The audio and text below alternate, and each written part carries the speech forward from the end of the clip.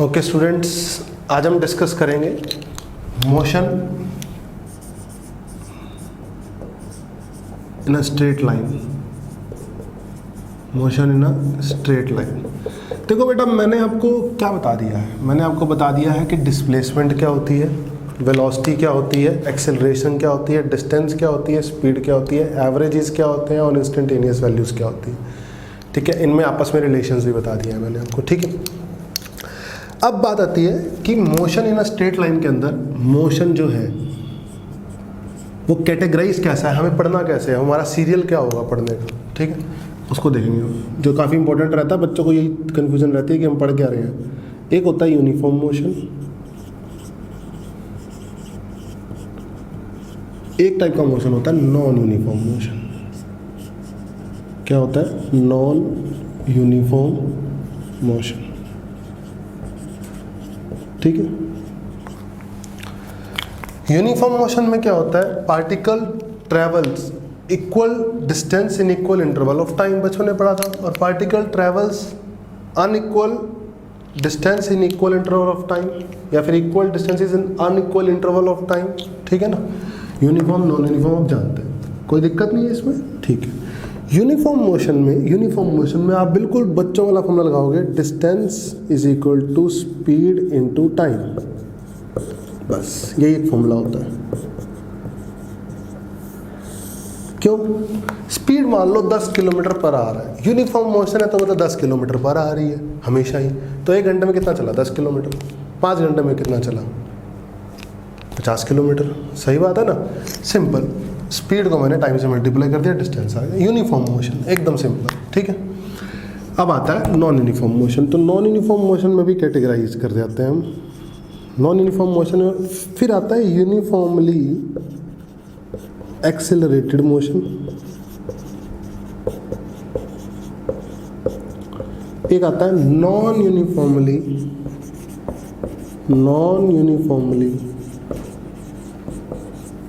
Accelerated motion.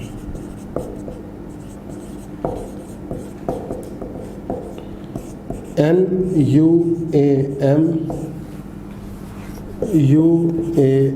Uniformly accelerated motion, non uniformly accelerated motion. ठीक है, पक्का। यूनिफॉर्म एक्सेलरेटेड मोशन का मतलब एक्सेलरेशन यहाँ पर क्या रहेगी? कांस्टेंट। एक्सेलरेशन क्या रहेगी यहाँ पर? Acceleration is constant. और यहाँ पर नॉन यूनिफॉर्म एक्सेलरेशन मतलब एक्सेलरेशन क्या रहेगी? वेरिएबल, बदलेगी। एक्सेलरेशन बदलेगी। और यहाँ पे एक्सेलरेशन फिक्स रहेगी। यहाँ पे तो स्पीड ही फिक्स है, यहाँ पर तो स्पीड ही क्या है? फिक्स। स्पीड इज कांस्टेंट और यहाँ पर स्पीड इज वेरिएबल। अब स्पीड बदलती है या वेलोसिटी बदलती है तो क्या होता है? एक्सेलरेशन आती है।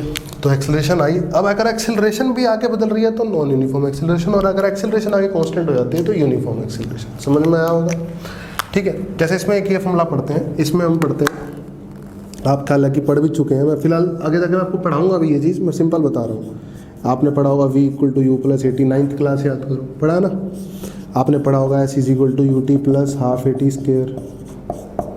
आपने पढ़ा होगा, मैं सिंपल ही बता रहा हूँ, ज़्यादा नहीं बता रहा। V² - U² = 2AS। आगे जाके मैं डिटेल में पढ़ाऊंगा मैंने। ठीक है ना, ये पढ़े आपने।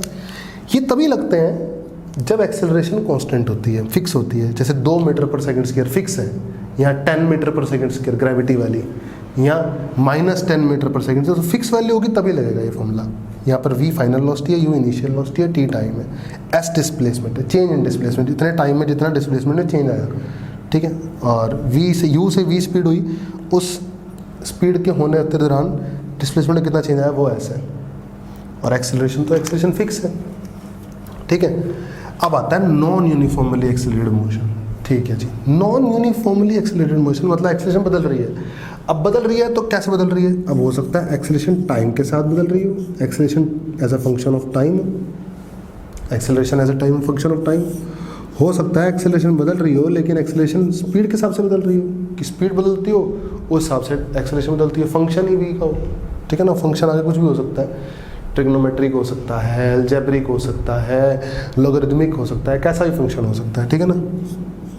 या फिर acceleration as a function of displacement हो, कि डिस्प्लेसमेंट के साथ एक्सेलरेशन बदल रही हो, कि भैया आप यहाँ इतनी डिस्प्लेसमेंट हुई तो ये एक्सेलरेशन है, इतनी डिस्प्लेसमेंट है तो ये एक्सेलरेशन है, ठीक है ना।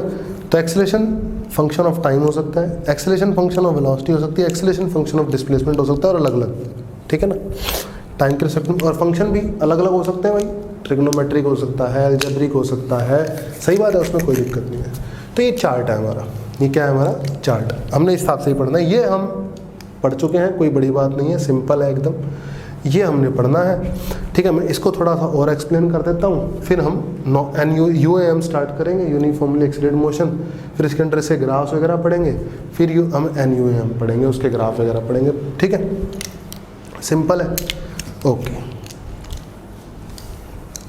तो मैं आपको थोड़ा सा बता देता हूँ कि एनयूएम में ये बदल कैसे सकते हैं, या क्या फंक्शन है, कैसे पढ़ना होगा, क्या होगा क्या नहीं होगा, ठीक है ना। एनयूएम में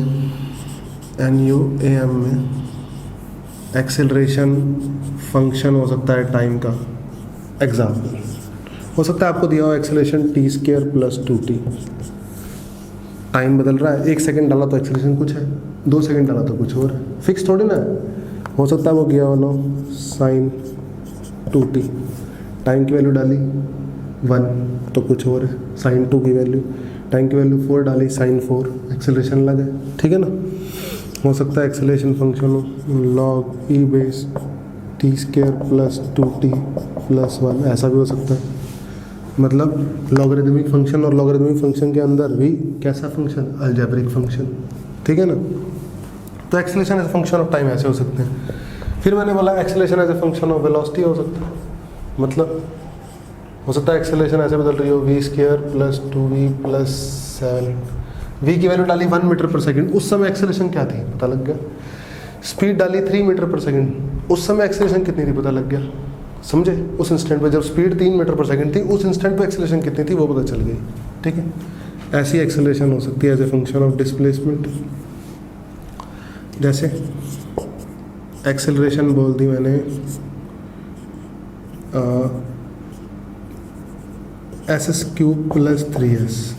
अब जब 1 मीटर डिस्प्लेसमेंट है हो चुकी है, उस समय एक्सेलरेशन कितनी है, जब 2 मीटर डिस्प्लेसमेंट है उस समय एक्सेलरेशन कितनी है, ठीक है ना, इस तरीके से। तो एक्सेलरेशन डिस्प्लेसमेंट का फंक्शन हो सकता है, एक्सेलरेशन वेलोसिटी का, और एक्सेलरेशन टाइम का। इसको और डिटेल में पढ़ेंगे अभी, ठीक है ना, अभी तो मैंने चार्ट के अंदर ही समझाया आपको क्या है, ठीक है, चाहे इसको चार्ट के साथ ही लिख सकते हैं, ठीक है, ओके। अब हम स्टार्ट करने जा रहे हैं मेन हमारा यूनिफॉर्मली एक्सेलरेटेड मोशन। क्या स्टार्ट करने जा रहे हैं, यूनिफॉर्मली एक्सेलरेटेड मोशन,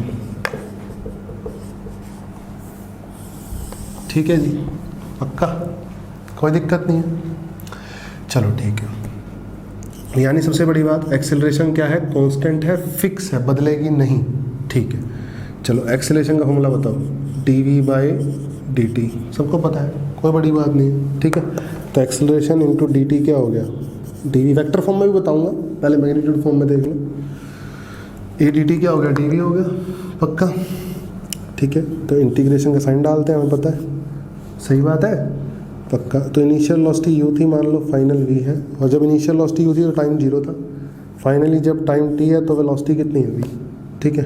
चलो अब एक बात बताओ, जैसे dx का इंटीग्रेशन x था, dy का इंटीग्रेशन y था, dv का इंटीग्रेशन क्या होगा v, फिर इसमें लिमिट चलेंगी u से v, ध्यान से देखना।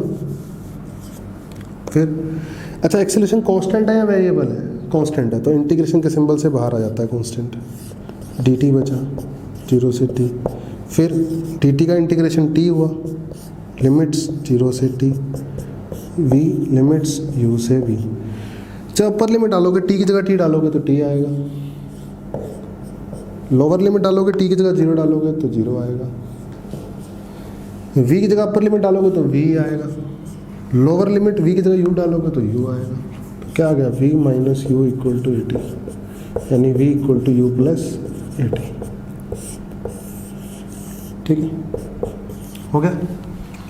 इसको बोलते हैं फर्स्ट इक्वेशन ऑफ मोशन। क्या बोलते हैं? First equation of motion. ठीक है ना। मैं कैसे करा रहा हूँ आपको? कैलकुलस मेथड से। देखो इंटीग्रेशन डिफरेंशिएशन करके करा रहा हूँ ना, कैलकुलस मेथड। ठीक है, पक्का। अब आप जानते हैं वेलोसिटी क्या होती है? ds बाई dt होता है कि नहीं होता? पक्का। तो एक बात बताओ, v dt क्या होता है? ds होता है। सही बात है। और इंटीग्रेशन डालेंगे ऐसे। ठीक है, v की वैल्यू उठा के डाल दो, u plus at into d t is equal to d s. ऐसे साइन डालो इंटीग्रेशन का। ठीक है, जीरो डिस्प्लेसमेंट थी शुरू में, टी टाइम में एस हो गई। जीरो टाइम था शुरू, बाद में टी टाइम था। जब जीरो टाइम था तो जीरो डिस्प्लेसमेंट थी, जब टी टाइम हुआ तो डिस्प्लेसमेंट कितनी हुई? एस। ठीक है भाई, अब इसको अलग अलग कर लो, यू डी टी प्लस ए टी डी टी। अब ध्यान से देखो बेटा, आपके लिए बार बार छोटे छोटे स्टेप भी करके दिखा रहा हूँ, स्किप नहीं कर रहा, एकदम छोटे छोटे स्टेप भी करके दिखा रहा हूँ आपको। ध्यान से देखो, zero time zero displacement, T time S displacement. ध्यान से सुनो, डी एस का एस लिमिट्स जीरो से एस। ठीक है, यू तो फिक्स होगा, इनिशियल वेलोसिटी भाई 2 मीटर पर सेकंड, टाइम जीरो पर जितनी स्पीड है वो तो फिक्स है ना, गिवन है, मुझे बाहर निकाल लो। डी टी का इंटीग्रेशन मैं कर देता हूँ, एक स्टेप और लिख देता हूँ ताकि आपको समझ में अच्छे से आए। एक्सेलरेशन कांस्टेंट है ना, एक्सेलरेशन। अरे भाई शुरू में यही पढ़ रहा हूँ, बाहर निकालो, टी डी टी। ठीक है, जीरो से टी। पक्का। फिर मैंने करा u, डी टी का इंटीग्रेशन हुआ t, लिमिट्स डली जीरो से t प्लस ए भाई x dx का इंटीग्रेशन याद करो, x की पावर n dx का क्या होता था? x की power n plus one upon n plus one. अगर x dx होता तो n की वैल्यू 1 होती तो होता x की पावर 2 अपॉन 2। ऐसी t dt है तो टी स्क्र अपॉन 2। सही है बेटा, साइड में करके भी दिखा दिया आपको। टी स्क्र अपॉन 2, लिमिट्स डालो जीरो से टी इज इक्वल टू अपर जिसमें भी डाल देते हैं, चलो एस, लिमिट्स डालो जीरो से एस। सही है, पक्का, एकदम सही है। आगे देखते हैं। देखो देखो ध्यान से,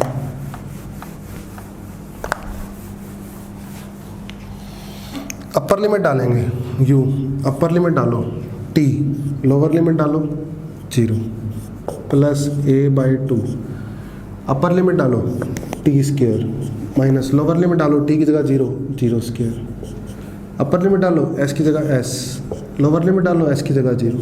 सही है, ठीक है बेटा।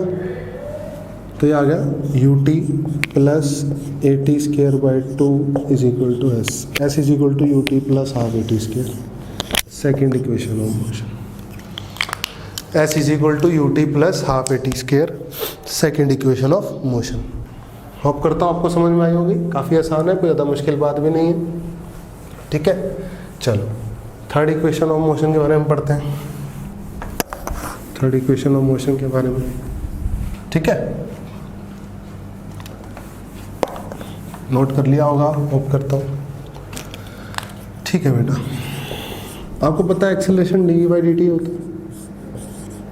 मैंने करा डी एस से ऊपर नीचे मल्टीप्लाई डिवाइड किया, मैंने सिखाया ना आपको आज ही। तो d s by d t क्या बन गया? अरे वी होता है ना d s by d t भाई, तो लिख दो, तो एक्सेलरेशन आ गई, d s by d t हो गया वी, और साथ में लिखा हुआ है d v by d s. तो एक काम करो, ए डी एस इधर ले जाओ, ये हो गया वी डी, अलग अलग कर दो। जब जीरो डिस्प्लेसमेंट थी तो इनिशियल वेलोसिटी u थी, जब एस डिस्प्लेसमेंट है तो वेलोसिटी v है। भाई जैसे अभी बताया एक्स टी एक्स का इंटीग्रेशन था x square by 2, t D t का इंटीग्रेशन था t square by 2, v d v का इंटीग्रेशन क्या होगा? V square by 2। पक्का। तो एक्सेलरेशन तो कांस्टेंट है, बाहर निकाल दो, डी एस जीरो से एस, वी डी वी का integration v square by 2, u से v। पक्का।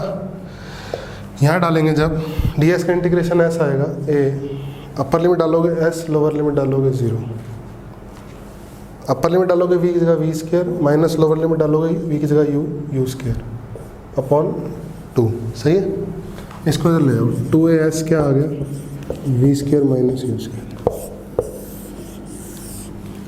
थर्ड इक्वेशन ऑफ मोशन आ गई, 2as क्या आ गया, v square minus u square. ठीक है बेटा, आसान है एकदम, बिल्कुल आसान है। ठीक, एक आता है फोर्थ कुछ ऐसी खास इक्वेशन नहीं है, पहले पढ़ चुके हो। सेकंड इक्वेशन भी थोड़ी मॉडिफाइड फॉर्म है fourth. S is equal to u t plus half a t square पढ़ा था ना, बोलो। v equal to u plus A t भी पढ़ा था, तो v माइनस ए टी भी तो होता ही हो। अरे भाई, तो u की जगह उठा के डाल दो, तो ऐसा आ गया v minus a t into t plus A t square by 2, v t minus a t square plus A t square by 2। तो ये बन गया s is equal to v t, इन दोनों को सॉल्व कर लोगे आ जाएगा minus half a t square. इसको फोर्थ बोल देते हैं, क्या बोल देते हैं इसको, फोर्थ। अगर आपको फाइनल वेलोसिटी की फॉर्म में पढ़ना हो तो ऐसे पढ़ोगे, ठीक है ना। एक होती है distance travelled in nth second, distance travelled in nth second, वो भी देख लो, distance travelled in nth second, वो भी देख लो। Fifth, distance travelled in nth second. ठीक है, जैसे मान लो nth सेकंड, ठीक है ना, जैसे 10वां सेकंड, nth मतलब जैसे मान लो 10th सेकंड की बात कर रहा हूँ, तो 10वें सेकंड में कितना चला। इसका मतलब ये हुआ कि 10 सेकंड तक जितना चला टोटल और 9 सेकंड तक जितना चला टोटल, उनका डिफरेंस ले लो, 10वें सेकंड में जितना चला वो आ जाएगा। सही है ना। ऐसे ही nth सेकंड में चलने के लिए n सेकंड का ले लो और मान लो n-1 तक यहाँ तक चला, n-1 सेकंड में। वही बात 10वें सेकंड के लिए 10 सेकंड का ले लो और 9 सेकंड का ले लो, तो ये किसका आ जाता है, s nth आ जाता है ना। अरे बोलो पक्का, तो क्या करोगे, एस nth क्या होता है, एस nth होता है Sn n सेकंड में माइनस n-1 सेकंड में। ठीक है, अब n सेकंड में कितना चला, t सेकंड में कितना चला, u t plus half a t square. तो n सेकंड में कितना चला, u n plus half a n square. अच्छा, n-1 सेकंड में कितना चला, u n-1 minus half n-1 का स्क्वायर बाय 2। सही है, पक्का। nth सेकंड में तो एस nth कितना आ गया, यू एन से यू एन कट गया, खत्म। ये माइनस और -1 मिलके यू हो गया, क्या बचा, a by 2 n square minus n-1 का होल स्क्वायर। ठीक है, ये तो बचा a square minus b square, a square minus b square, a minus b a plus b लगा दो, s nth u plus a by 2 a minus b, इनमें से इसको माइनस करोगे, n में से n-1 गया तो n से n तो कट गया, और -1 क्या हो गया, प्लस, तो 1 आ गया एक तो, और एक आ गया, क्या करा हमने, a माइनस बी, और एक कर दो a प्लस बी, तो n में n-1 जोड़ोगे तो आएगा 2n-1। तो nth सेकंड का फॉर्मूला आ गया u plus a by 2 2n-1। This is distance traveled in nth second. This is what distance traveled in nth second. ठीक है बेटा, आ गया होगा अच्छे से समझ। ठीक है, पक्का। ग्राफिकल अप्रोच से समझ लेते हैं इसको। ठीक है, ग्राफिकल अप्रोच से समझ लेते हैं इसको।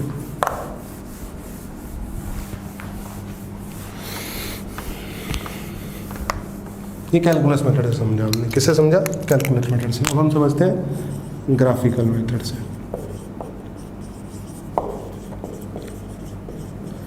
पक्का, सही है। अच्छा एक बात बताओ, आपको पता है